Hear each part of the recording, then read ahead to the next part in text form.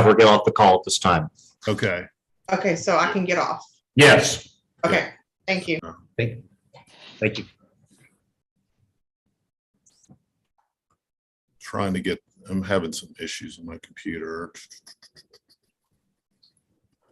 Can you guys tell if we went live on YouTube on this? Yeah, it says live on YouTube on my top left corner. Okay. Yeah. Mine too. All right. So let's go forward. I'm first off, I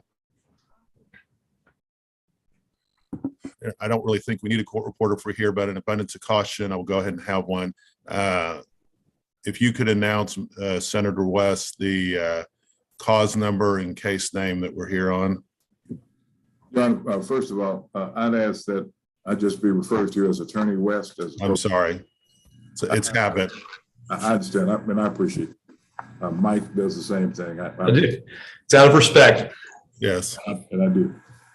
This is cause number DC 20-09893, David Tyler Moss against Holly Bone Martin et al.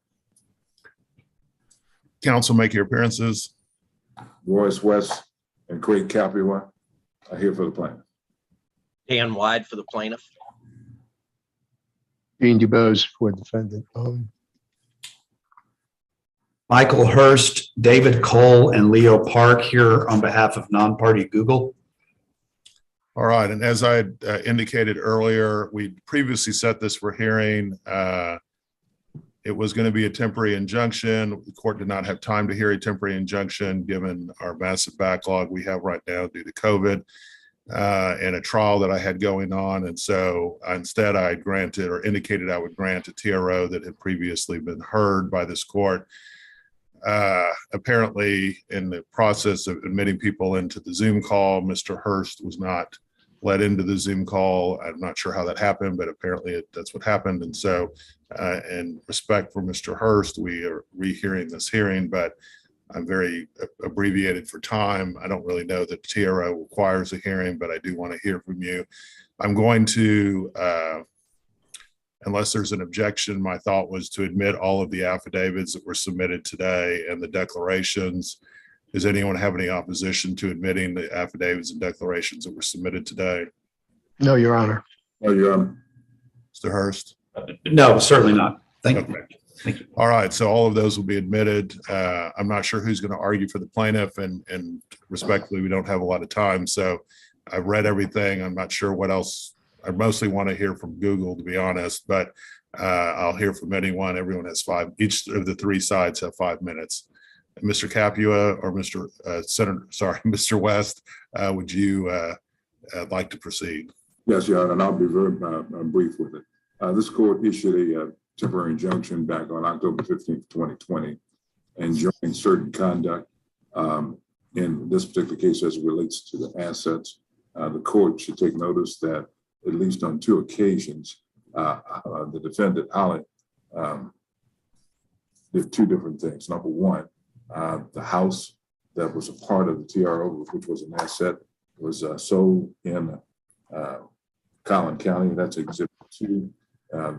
She also testified in her affidavit on page 2 that she admits to uploading videos from Futuristic to Wildcraft, and you had prohibited any transfer of the material and assets from Futuristic. She's done that.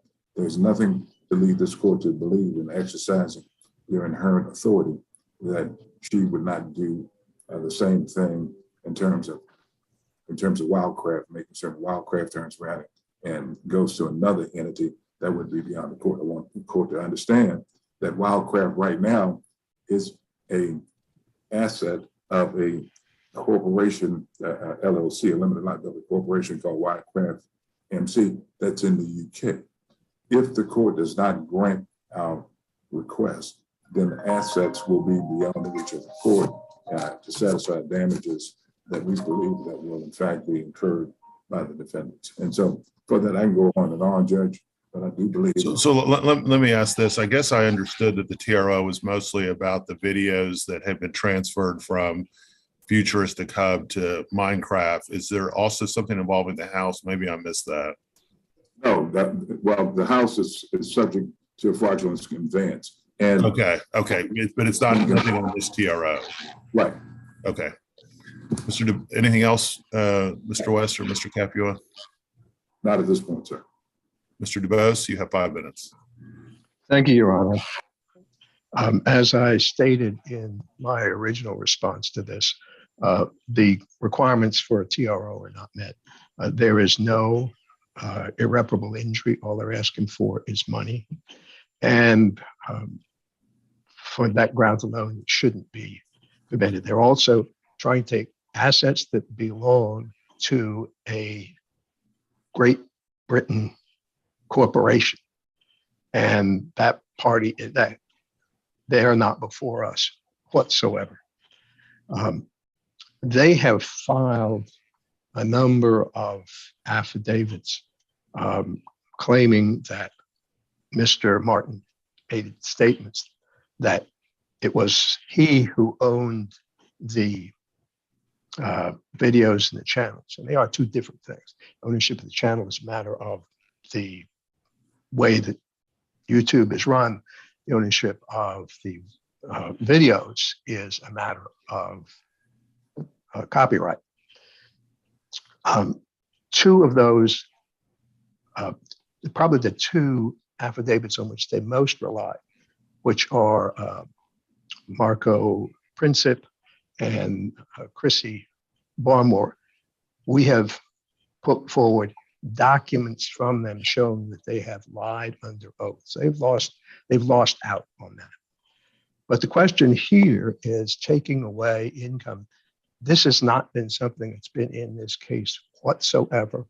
The corporation that owns them and pays taxes on them in Great Britain is not before the court. Beyond that, my client, this is her only source of income. It's a much reduced source now from what it used to be. This is a woman, and I would request that the court listen to her father's deposition about what kind of a childhood she had. It was terrible because of her autism. And the only thing with which she found happiness was making videos. And he saw that in Britain when she was 12 and started doing this stuff. And he bought her computers so she could continue to do it. And one of the videos that we've got as exhibits is showing a couple of days ago, her husband took a video of her up putting together a video before the camera in a matter of a few minutes. It wasn't a polished thing, but you could see out there, her hands are flying over. She can do that. He doesn't know how to do this. He's made some foolish mistakes, but that shouldn't affect my client. This is her life's work. It is the only way she has to grasp sanity in the world. And she is much destroyed by what's happened now. You've seen her. She'll just burst out into tears because it's tearing so much away from me. And she really does not understand. And that's because of the autism. People with autism don't know what the norms of society are. And they're always stumbling across it. And I know how much effective that could be. I had a autistic nephew who, when he got distressed by attacks online at 3:00 in the morning in California, he lay his head on a railroad track and was decapitated. It's a very disabling condition. She's found the one thing that gives her joy and that she can do extremely well. Mr. Keating, in his deposition, admitted the only way you can tell whether someone who is doing the animation is to see them do it. And her father saw her doing it at the age of 12 and 13, bought equipment for her. She's been shunted to the side in this case. And she said in her deposition, in her statement to the court, that she's heard you say that you're not going to believe her. She's heard you say that you've seen all this before and it doesn't make any difference. And she feels that that's just unfair. And I think it is too, Your Honor. We're so close to trial. It seems to me a pointless exercise to go through this because it's all going to be settled by the jury in another, I guess, 3 weeks now.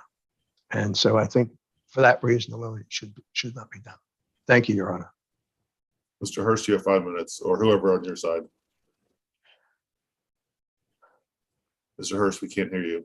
Sorry, may it please the court, Your Honor. It'll be me. Thank you. I don't know what I missed the other day, yesterday, whenever it was, that persuaded Your Honor to issue what I believe, once I speak for 5 minutes, you will understand is improper and frankly an illegal temporary restraining order, not knowing exactly what the restraining order is. I will tell you, Your Honor, as a non-party, as Your Honor knows, since my firm has been involved in this case, Google has made every attempt to cooperate with the court's wishes.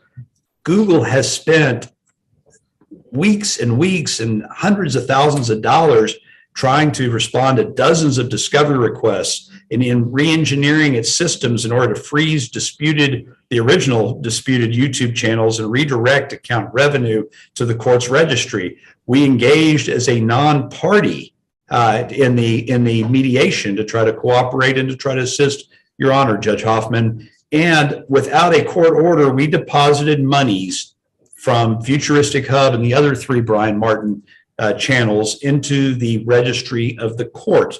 That's what's been done so far, and it's been at great expense and weeks and weeks and weeks of Google manpower and a lot of expense. Your Honor, while Google is not a party, everyone keeps demanding that Google does the heavy lifting for the parties and the court. This is, Your Honor, there's a trial in less than 3 weeks, as Mr. DeBose just indicated, and Your Honor is about to order post-judgment collections, it sounds like.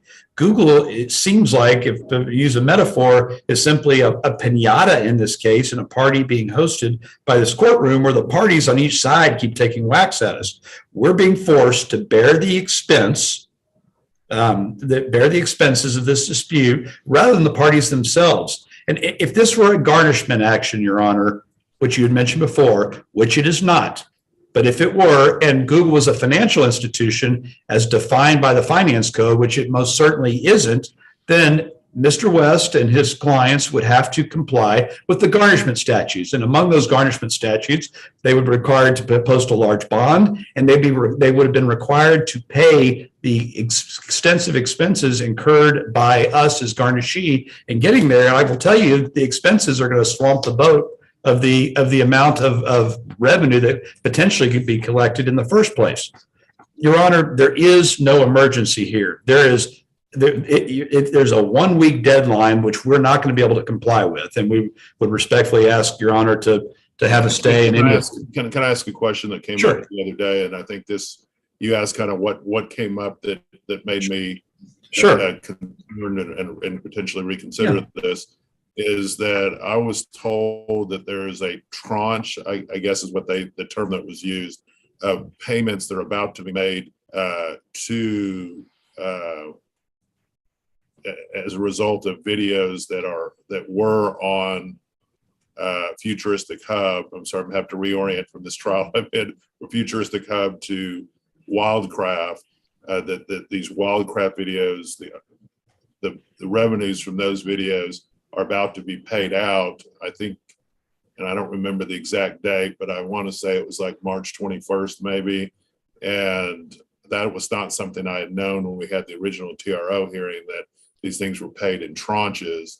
And so that's what and I don't understand, I guess.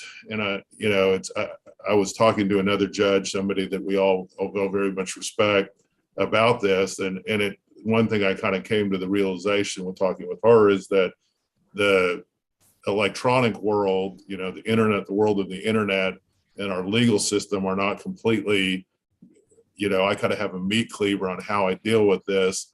But I do analogize it to, this is a revenue stream, kind of like you would see with a bank. And I guess I don't know why it's so expensive. I can't imagine this is the only time that Google's ever had to divert, income from one person to another because of a court order. Maybe it is the first time. I don't know, but that seems hard to believe. But that's all we're really trying to do is no one. I don't want you guys to treat Mr. Hurst or Google as a piñata. And I'm sorry that Google feels that way or you feel that way. That was never the intention, but we're simply trying to make sure that the assets that might belong to the judgment debtors, I think it's in all probability probably they belong to the judgment debtors, are protected for the time of trial, because once they're distributed, as we know, that's very hard to get them back. And so that's the only thing that really Google is responsible for, is making sure that the stream of income that's coming from these contested videos gets paid into the registry of the court. And maybe there's a reason that's so expensive. Maybe this is the first time this has ever come up, but it doesn't seem like that should be so difficult. But maybe this is the first time it's come up. But maybe that's, once you do this once, maybe they'll have processes in place that will allow them to do this more easily in the future, because we're living in a world where TikTok and YouTube, and I'm sure there's others that are more technologically savvy, can come up with where people, what is it called? Anyway, I'm sure there's other ones out there where people could make income off the internet. We have to be able to track that, just like we have to be able to track income that comes from a bank. And so I guess I'm not conceptually understanding why Google, I understand Google's frustrated because it'd be easier if they didn't have to comply with the same rules that a bank does. But I'm not sure why they should be treated differently.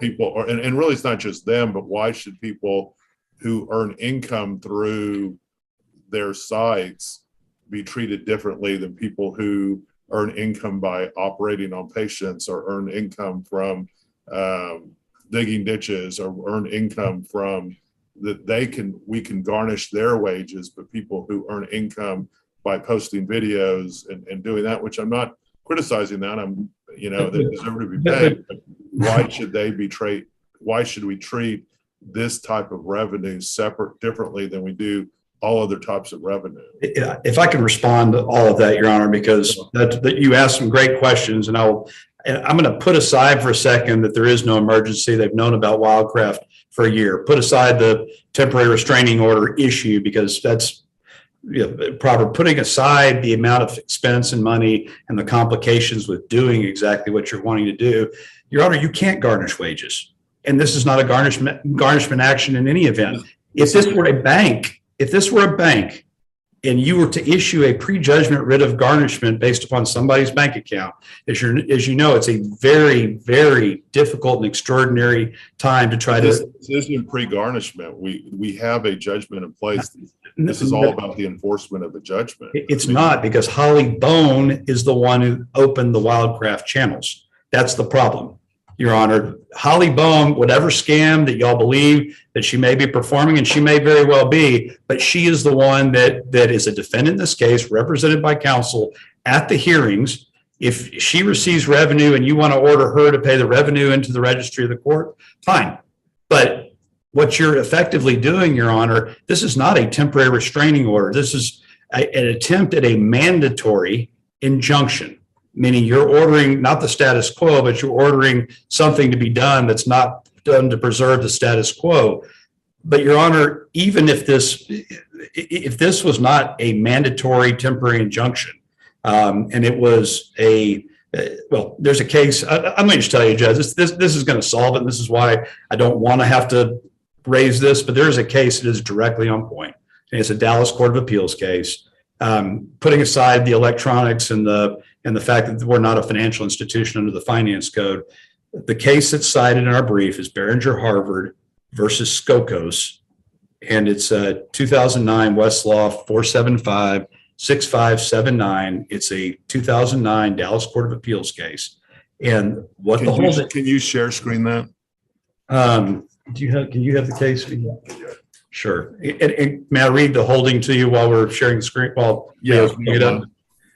It's Mike, excuse me, Judge, will I get an opportunity to respond? Yeah.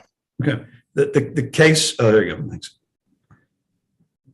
The case, Your Honor, stands, well, is quote unquote, by requiring relators to deposit funds in the registry, the trial court has effectively attached the property.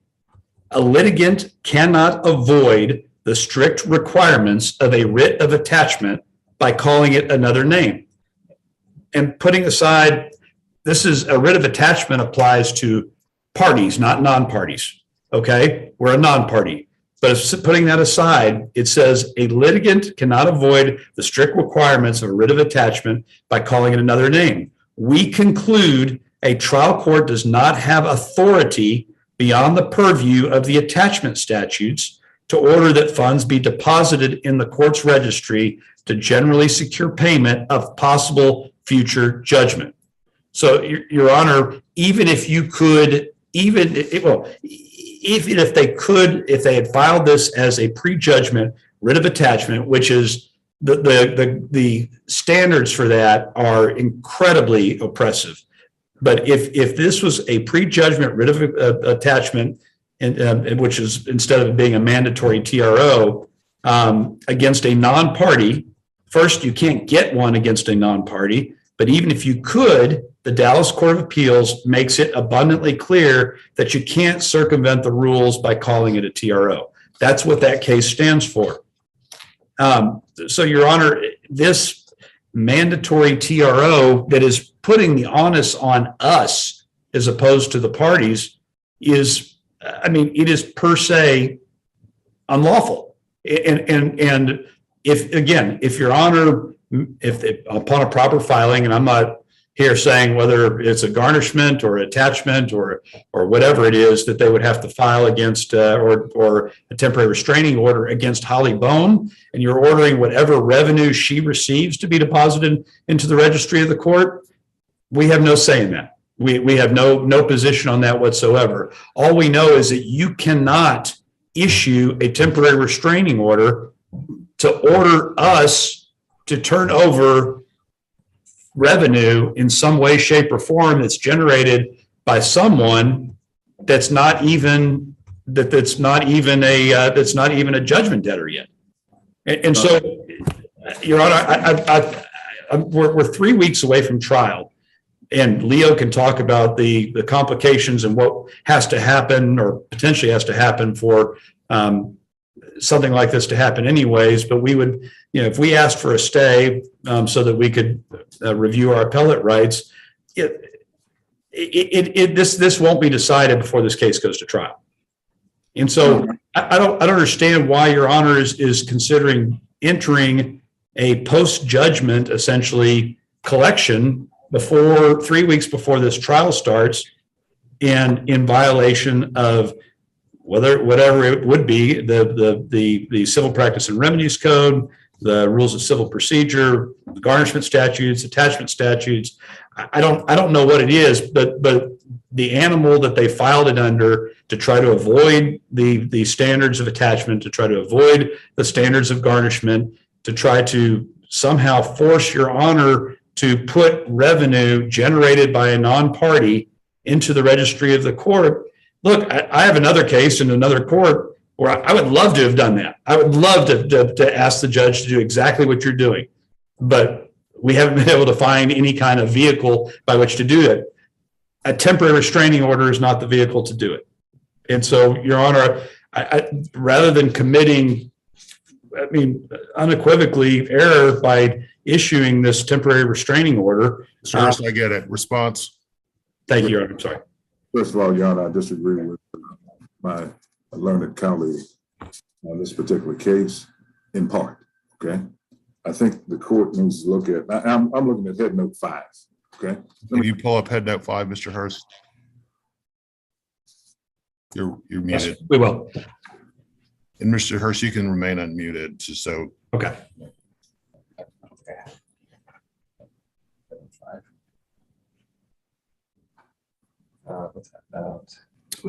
Royce, which page is that on? It's actually on, in terms of, Well, the way I printed it out, it's on 2 of 6, but in terms of in the, it's head note 5, it doesn't have page number, let's see.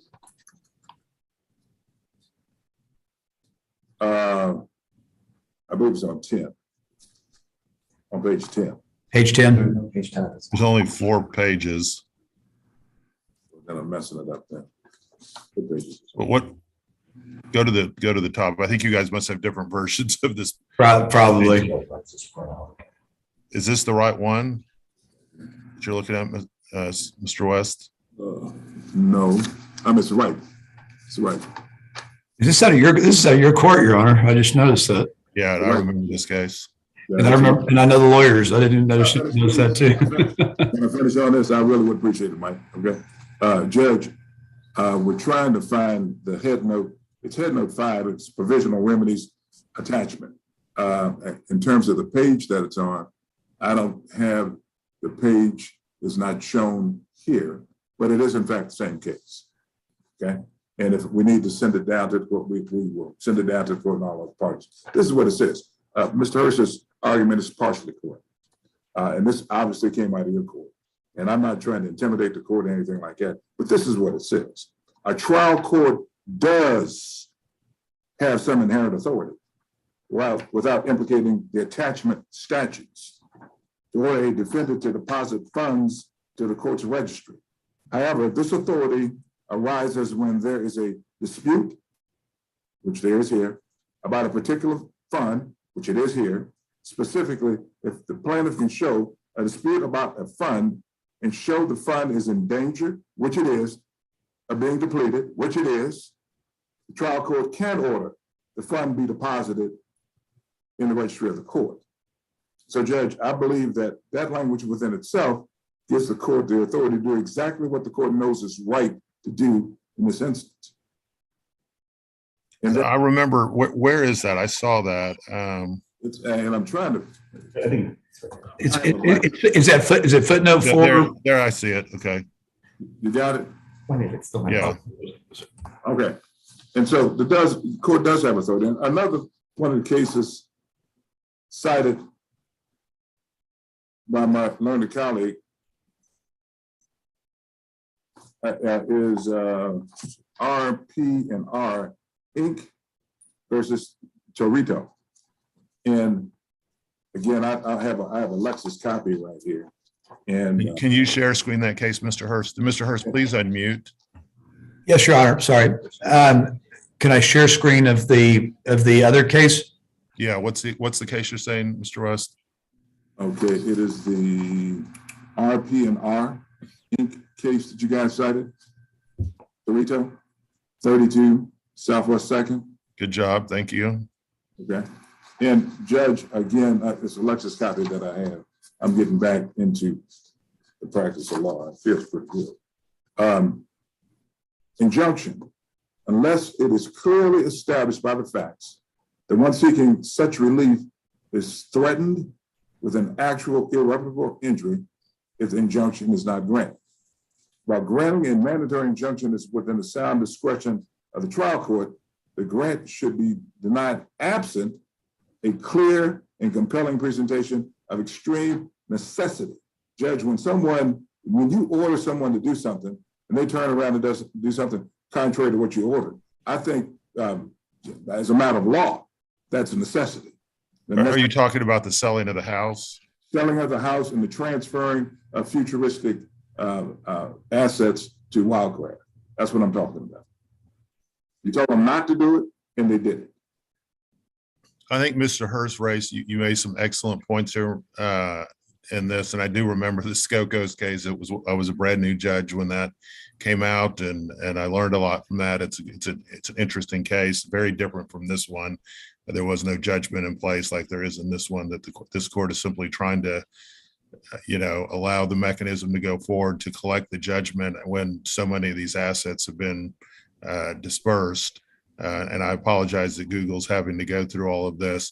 Mr. West, I am going to grant the TRO, but I do want it very clearly stated within the TRO, and I want you to work with Mr. Hurst on this and Mr. DuBose, the language, this is part of my inherent authority to do a mandatory injunction, cite to all of the different issues that you've discussed, so that if this goes up on appeal, that the Court of Appeals understands why I'm doing this, the history of this case, the history of dispersing assets by Mr. Martin, and the hiding of assets that we've seen so far. And I am going to provide that the bond on this will be significant. So we're going to do a $10,000 bond. So I want you to share the terms of that. And if there's a way that this can be done more easily, Mr. Hurst, to make it, I don't understand why it's so difficult. So maybe if there's something that we're ordering that's causing all of this expense, that we could make it easier and cheaper for Google. I'm open to suggestions. I'll talk to Mr. West about that. I want you guys to work on the form of the order. Do you guys have any questions? Yes, Yeah. Your Honor, a couple of notes. You ordered, Google has made two deposits. Can you order Google to update the monies deposit within the next 10 days? And then I'm not update the monies. I'm not sure what Right. There were monies in Google accounts for Futuristic Hub and that was deposited into the court's. Let me just say this: if you want to contact the court, the trustee's office, they should have that information. Let's try not to make Google do more stuff than they need to. I understand where Mr. Hurst is coming from, that this has become very expensive to Google. So that's something we can get some other way. At all due respect, there's no evidence set at all of this record. Okay. It's just Mr. Hurst, respect. There's no evidence in the record of the expenses associated with it. What Mr. Hurst agreed with, and I think I'm right about this, is that they would deposit the revenue from Futuristic Hub into the registry of the court. That was over a year ago. And I think, Mike, correct me if I'm wrong, the last deposit was made back in December of 2020. Since that time, nothing has been deposited. Has there been no other deposits made into the registry of the court from? No, Your Honor, nor is there an order, nor is Mr. West's request set for today, Your Honor. I mean, if this is just going to be, let's just throw out requests and demands against. I agree with you, Mr. Hurst. I'm not sure. Okay. All right. Let's get I'm sorry, I got to get back to my trial. So let's go ahead and get this order. It's going to be as to the particular videos, like I said before, that were on Futuristic Hub that have migrated to Wildcraft. Any revenue associated with that, with those videos, will be deposited in the registry of the court. For the new videos that were never on Futuristic Hub, we're not going to have any type of TRO, and those funds can continue to be transferred to the British corporation. So, Your Honor, first, it is going to be impossible. I'm just letting Your Honor know it is going to be impossible to effectuate what Your Honor is ordering prior to March 21st, which is 5-6 days away. I was going to ask Your Honor to provide us a stay of your order in any event, because we do have to seek appellate relief on this, and that's so I don't know how Your Honor wants to handle it. I don't want to be in contempt because we cannot comply with something with this particular order. But if so, I want to at least let Your Honor know that this. Would it be easier if you instead of depositing and register the court, you just not distribute? It's a fair question. I'll have to confer with the client on it. I don't know the mechanisms on that. I have not asked the client that. If there's a way, I mean, I don't want you to be in contempt either. I don't know what technologically is required to do this, and so if it's easier for you guys just to not do a distribution and wait until after the trial, that's also an option. If that's easier. We're okay with it. We're okay with that also. Yeah. Yeah, we're okay. If that's Right, easier. We can confer with our client and get back to you and Royce and Jean ASAP. Okay. I do probably have a little bit of time tomorrow. If you guys have some problems with the issues issues involving the terminology and the order, I'm happy to talk about that tomorrow. I don't really want to get into a lot of other stuff, but I should have time tomorrow if you do need any type of quick emergency hearing to talk about the terms of the order. Thank you. And Tony, can we please, with all due respect, I know have been in a trial. Is there any way to get an expedited transcript? And I hate to put you on the spot. Sorry. I don't know that we're in the middle of trial right now. I don't know that there is. We're starting another trial on Tuesday, but Tony, it's up to you. Okay. All right. Well, I'll check before. I didn't mean to put her on the spot. Yeah. Sorry, Tony. Mike, Thanks, guys. are you available for a conversation? I'm sorry, did you say Michael? Yeah, Mike. Yeah. Yes. You want me to put you into a breakout room? No, I'll just you've got my cell, Royce. Just give me a call.